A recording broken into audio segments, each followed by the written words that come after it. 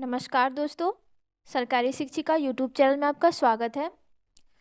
तो दोस्तों, हमने पिछले क्लास में देखा था कि आईएनएम के कुछ प्रश्न देखे थे भारतीय राष्ट्रीय आंदोलन के, जिससे बीपीएससी टीआरई 1, टीआरई 2 और टीआरई 3 में क्वेश्चन पूछे गए हैं।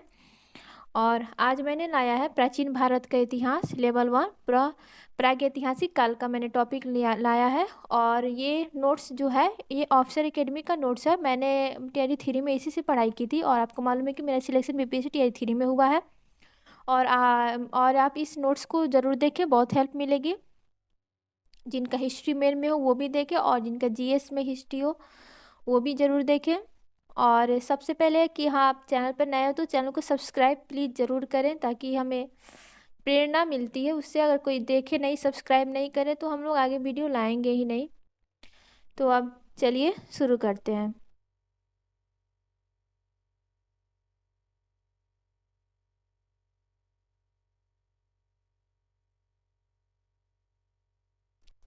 हमारा पहला प्रश्न है कि प्राचीन पुरातात्विक स्थल कालीबंगा किस राज्य में है? ए बिहार, बी राजस्थान, सी गुजरात, डी महाराष्ट्र या ई इनमें से कोई नहीं या एक से अधिक। तो बताइए, प्राचीन पुरातात्विक स्थल कालीबंगा, पुरातात्विक स्थल कालीबंगा कहाँ स्थित है? तो कालीबंगा कहाँ स्थित है? राजस्थान में स्थित है। इसके बाद हम दूसरा नंबर प्रश्न देखेंगे कि प्रथम मानव जीवाश्म भारत की किस नदी घाटी से प्राप्त हुआ है? प्रथम मानव जीवाश्म भारत की किस नदी घाटी से प्राप्त हुआ है? ए गंगा घाटी, बी यमुना घाटी, सी नर्मदा घाटी या डी ताप्ती घाटी या इनमें से कोई नहीं या एक से अधिक। तो प्रथम मानव जीवाश्म भारत किस नदी घाटी से प्राप्त हुआ है? तो हमारा सही आंसर हो जाएगा ऑप्शन सी नर्मदा घाटी।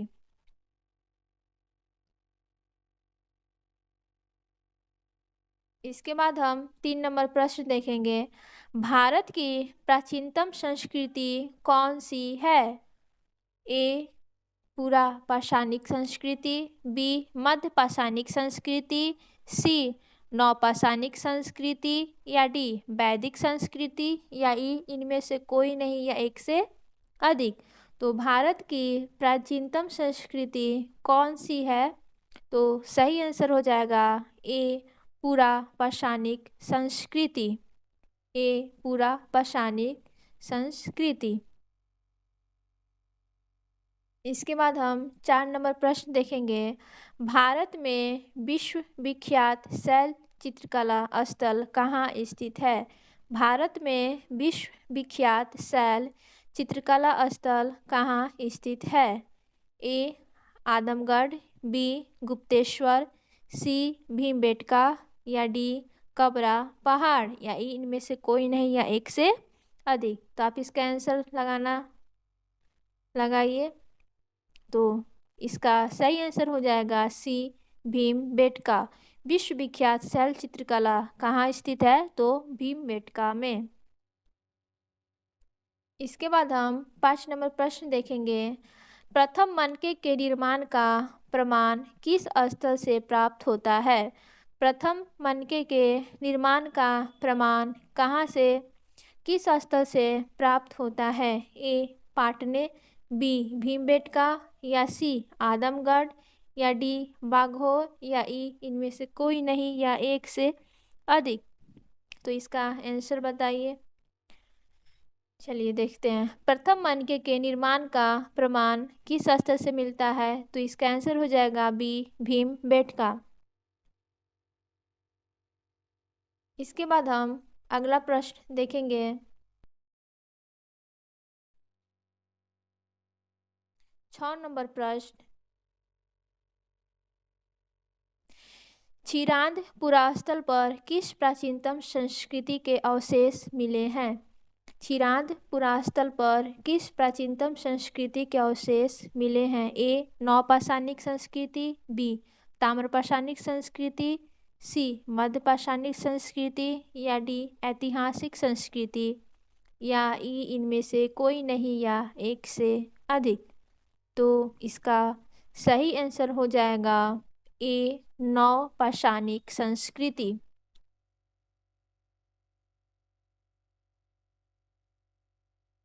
इसके बाद हम 7 नंबर प्रश्न देखेंगे। जिस काल में कृषि क्रम का प्रादुर्भाव हुआ वह कहलाता है। किस काल में कृषि कर्म का कहेंगे प्रादुर्भाव हुआ? ऑप्शन ए पूरा पाषाण काल, बी नवपाषाण काल, या सी ताम्रपाषाण काल, या डी प्रतिनूतन काल, या ई इनमें से कोई नहीं या एक से अधिक। तो इसका सही आंसर हो जाएगा ऑप्शन बी नौ। इसका आंसर सही आंसर हो जाएगा ऑप्शन बी नवपाषाण काल। इसके बाद हम 8 नंबर प्रश्न देखेंगे। दमदमा पुरास्थल किस प्रदेश पे स्थित है? दमदमा पुरास्थल किस प्रदेश में स्थित है? ए बिहार, या बी झारखंड, या सी उत्तर प्रदेश, या डी राजस्थान। तो इसका सही आंसर है दमदमा पुरास्थल किस प्रदेश में स्थित है? तो ये उत्तर प्रदेश राज्य यानी प्रदेश में स्थित है। इसके बाद हम 9 नंबर प्रश्न देखेंगे। भारत में पशुपालन एवं कृषि के प्राचीनतम साक्ष्य प्राप्त हुए हैं। ए अंजीरा से, बी दमसदात से, या सी किली गुल मोहम्मद से, या डी मेहरगढ़ से। तो भारत में पशुपालन एवं कृषि के प्राचीनतम साक्ष्य कहाँ से मिले हैं? तो इसका सही आंसर हो जाएगा डी मेहरगढ़ से। इसके बाद हम 10 नंबर प्रश्न देखेंगे। निम्नलिखित में से किसको कैलकोलिथिक युग भी कहा जाता है? ए पूरा पाषाण युग, बी नवपाषाण युग, या सी ताम्रपाषाण युग, या डी लौह युग, या ई इनमें से कोई नहीं। तो 10 का आंसर हो जाएगा ऑप्शन सी ताम्रपाषाण युग। ऑप्शन सी ताम्रपाषाण युग।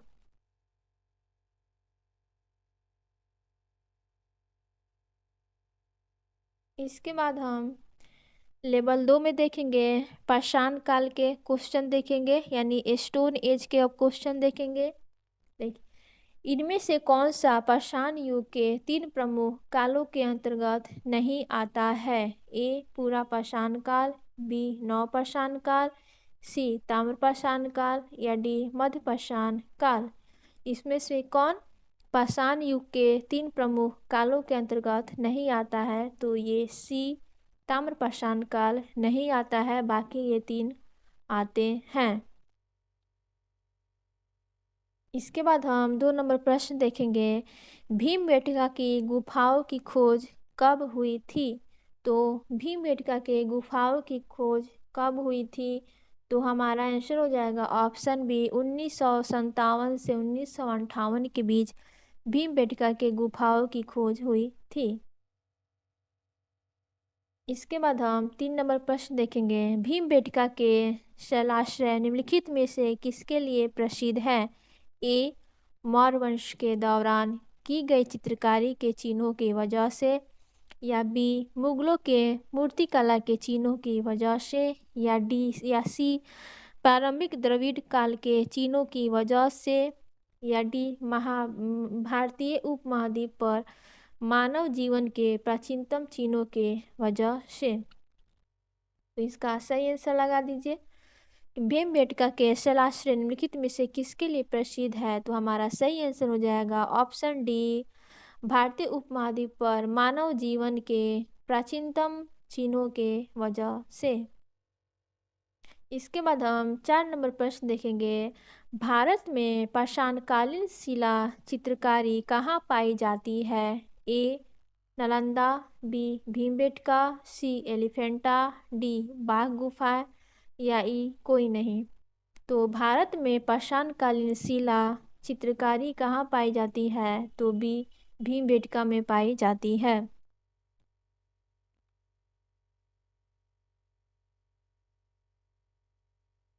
इसके इसके बाद हम 5 नंबर प्रश्न देखेंगे। निम्नलिखित में से कौन सा मानव गतिविधियों एवं सभ्यता के पाक ऐतिहासिक काल का सही कालक्रम है? ए पूरा पाषाण काल या मध्य पाषाण काल या नवपाषाण काल, बी धातु युग काल या मध्य पाषाण काल या पूरा पाषाण काल, सी नवपाषाण काल या मध्य पाषाण काल या पूरा पाषाण काल, डी मध्य पाषाण काल, नवपाषाण काल या पूरा पाषाण काल। तो इसका सही कालक्रम लगाइए।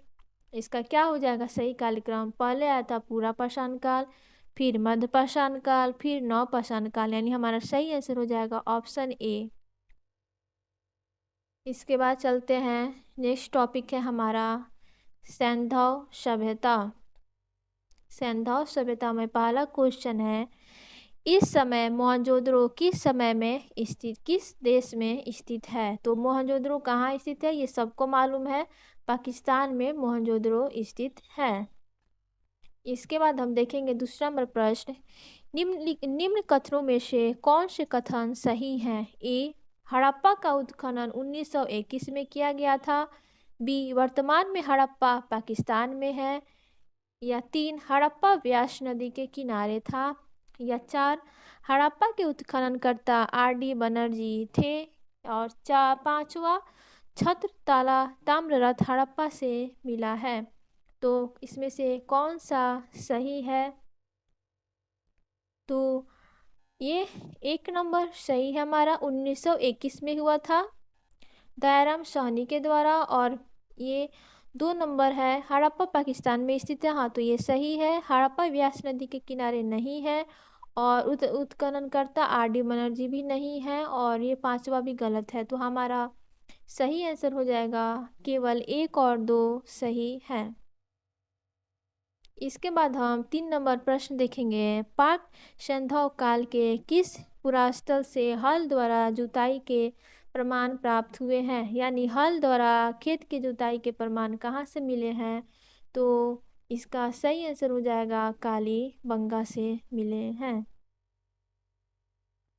इसके बाद हम 4 नंबर प्रश्न देखेंगे, निम्न में से किस हड़प्पा नगर में जुते हुए खेतों के निशान मिले हैं? ए कालीबंगा, बी धौलावीरा, सी मोहनजोदड़ो, डी लोथल।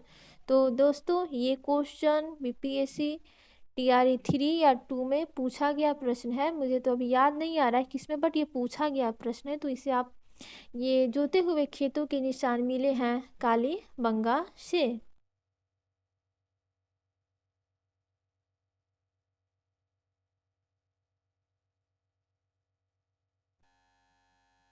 इसके बाद हम 5 नंबर प्रश्न देखेंगे, हड़प्पीय संस्कृति सैंधव संस्कृति के उपकरण किस धातु से निर्मित हैं? ए सोना, बी चांदी, सी ताम्र या कांसा, डी लोहा या कोई नहीं। तो सैंधव संस्कृति के उपकरण किस धातु से निर्मित थे? तो इसका सही आंसर हो जाएगा ताम्र या तांबा कांसा। इसके बाद हम 6 नंबर प्रश्न देखेंगे, आईआईटी खड़गपुर के अध्ययन दल की रिपोर्ट के अनुसार लगातार कितने वर्षों तक न के बराबर वर्षा का होना सिंधु घाटी सभ्यता के पतन का कारण रहा था? तो इसका सही आंसर बता देंगे आप सभी।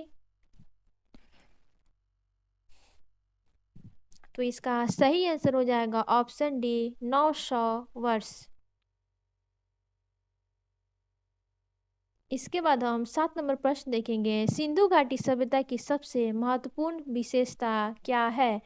ए पक्की ईंट से बनी इमारत, बी प्रथम असली मेहराब, सी पूजा स्थल, या डी कला और वास्तुकला।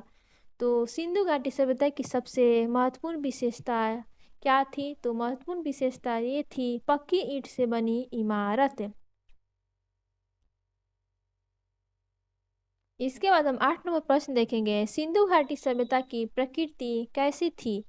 ए नगरीय, बी ग्राम्य, सी यायावर, या डी कबीलाई। तो हमारा सही आंसर हो जाएगा सिंधु घाटी सभ्यता की प्रकृति थी नगरीय। इसके बाद हम 9 नंबर प्रश्न देखेंगे। निम्नलिखित में से किस हड़पकालीन स्थल से हल का टेराकोटा प्राप्त हुआ है? ए धौलावीरा, बी बनावली, सी कालीबंगा, डी लोथल। तो हमारा सही आंसर हो जाएगा हल का टेराकोटा कहाँ प्राप्त हुआ है? तो बी बनावली से। 10 नंबर प्रश्न देख लेंगे। निम्नलिखित में से कौन हड़प्पा और मोहनजोदड़ो के उत्खनन से संबंधित नहीं थे? कौन हड़प्पा और मोहनजोदड़ो के उत्खनन से संबंधित नहीं थे? आर डी बनर्जी, के एन दीक्षित, एम एस वत्स या डी बी ए स्मिथ। तो बी ए स्मिथ से संबंधित नहीं थे। इसके बाद हम 11 नंबर प्रश्न देखेंगे। निम्नलिखित में से कौन सा एक हड़प्पा का बंदरगाह है? ए सिकंदरिया, बी लोथल, सी महास्थानगढ़ या डी नागपत्तनम। तो निम्नलिखित में से कौन एक हड़प्पा का बंदरगाह है? तो हमारा आंसर हो जाएगा ये लोथल। लोचल लिखा हुआ है लेकिन ये लोथल हुआ। इसके बाद हम 12 नंबर प्रश्न देखेंगे। सिंधु सभ्यता के संबंधित पुरातात्विक स्थल लोथल किस नदी के पर स्थित है? तो लोथल कहाँ स्थित है? ए रावी नदी पर, बी भोगवा नदी पर, सी सरस्वती नदी पर या डी सतलज नदी पर। तो लोथल कहाँ स्थित है? तो लोथल भोगवा नदी पर स्थित है। इसके बाद हम 13 नंबर प्रश्न देखेंगे। हड़प्पा में एक उन्नत जल प्रबंधन प्रणाली का पता चलता है। ए धौलावीरा में, बी लोथल में, सी कालीबंगा में या डी आलमगीरपुर में। तो उन्नत जल प्रबंधन प्रणाली का पता कहाँ चलता है? तो धौलावीरा में। इसके बाद हम 14 नंबर प्रश्न देखेंगे। हड़प्पा में मिट्टी के बर्तनों पर सामान्यतः किस रंग का प्रयोग हुआ है? हड़प्पा में मिट्टी के बर्तनों पर सामान्यतः किस रंग का प्रयोग हुआ है? ए लाल, बी नीला हरा, सी पांडु या डी नीला। तो हड़प्पा में मिट्टी के बर्तनों पर सामान्यतः किस रंग का प्रयोग हुआ है? तो ए लाल का। इसके बाद हम 15 नंबर प्रश्न देखेंगे। सिंधु सभ्यता निम्नलिखित में से किस युग के अंतर्गत आती है? ए ऐतिहासिक काल, बी प्रागैतिहासिक काल या सी ऐतिहासिक काल या डी आद ऐतिहासिक काल। तो हमारा सही आंसर हो जाएगा डी आद ऐतिहासिक काल। इसके बाद हम 16 नंबर प्रश्न देखेंगे। निम्नलिखित में से किस देश के साथ हड़प्पा इस निम्नलिखित में से किस देशों के साथ हड़प्पनों का व्यापारिक संबंध था? ए चीन, बी जापान, सी मेसोपोटामिया या डी रोम। तो हमारा सही आंसर हो जाएगा मेसोपोटामिया। इसके बाद हम 17 नंबर प्रश्न देखेंगे। सिंधु घाटी के लोग थे ए शाकाहारी, बी मांसाहारी, सी शाकाहारी और मांसाहारी दोनों या डी गाय का मांस नहीं खाने वाले या ई इनमें से कोई नहीं या एक से अधिक। तो हमारा सही आंसर हो जाएगा ऑप्शन सी शाकाहारी और मांसाहारी दोनों टाइप के लोग सिंधु घाटी सभ्यता में रहते थे। इसके बाद हम 18 नंबर प्रश्न देखेंगे। चिन्होदड़ो हड़प्पा संस्कृति से संबंधित एक स्थल है जो स्थित है सिंध में, बी पंजाब में, सी गुजरात में या डी बहावलपुर में। तो चिन्होदड़ो कहाँ स्थित है? हमारा सही आंसर हो जाएगा ऑप्शन ए सिंध में। तो दोस्तों ये हमारा आज का टॉपिक था। हम लोगों ने आज 3-7 टॉपिक समाप्त किए। तो आगे के वीडियो के लिए आप कमेंट ज़रूर करें, वरना अगर रिस्पांस मुझे नहीं मिला तो फिर देखते हैं। आप लाइक ज़रूर करें और चैनल को सब्सक्राइब ज़रूर करें। तो आगे वीडियो मैं ज़रूर लाऊंगी। तब तक के लिए चलिए मिलते हैं फिर अगले वीडियो में।